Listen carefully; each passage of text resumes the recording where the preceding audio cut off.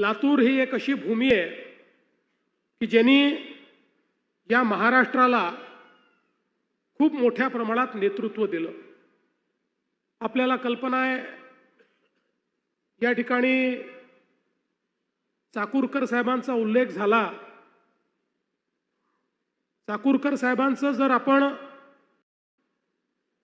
एकूण राजकीय आयुष्य बघितलं तर ज्या प्रकारे नगराध्यक्षापासनं तर लोकसभेच्या अध्यक्षापर्यंत आणि महाराष्ट्रातल्या मंत्र्यापासनं देशाच्या गृहमंत्र्यापर्यंत त्यांनी ज्या पद्धतीनं कारभार चालवला, राजकारणामध्ये अशा प्रकारचे लोक हे आपल्याला विरळ दिसतात।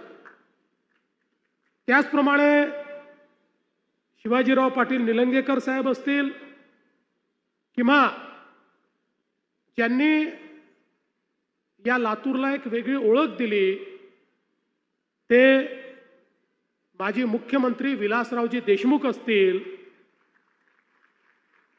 खऱ्या अर्थानं विलासरावजी देशमुख एक असं नाव आहे की जे पक्षाच्या पलीकडे ज्या नेत्यांचा आपण या महाराष्ट्राच्या जडणघडणीमध्ये मोलाचा वाटा आहे म्हणून ज्यांचा आपण आदर करतो त्यातलं एक प्रमुख नाव हे विलासराव देशमुखांचं आहे। हे सांगताना मला या ठिकाणी कुठलाही संकोच नाही। आणि म्हणून 2 दिवसापूर्वी या ठिकाणी काही गोंधळ तयार झाला, काही कन्फ्युजन झालं।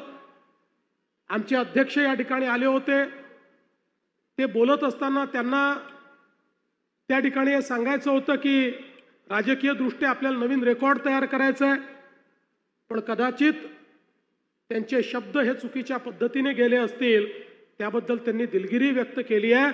पण मी जाहीरपणे सांगतो, काँग्रेस पक्षाची आमची लढाई असली तरी विलासराव देशमुखांबद्दल आम्हाला नितांत आदर आहे। या महाराष्ट्रातलं एक महत्त्वाचं नेतृत्व ते आहे।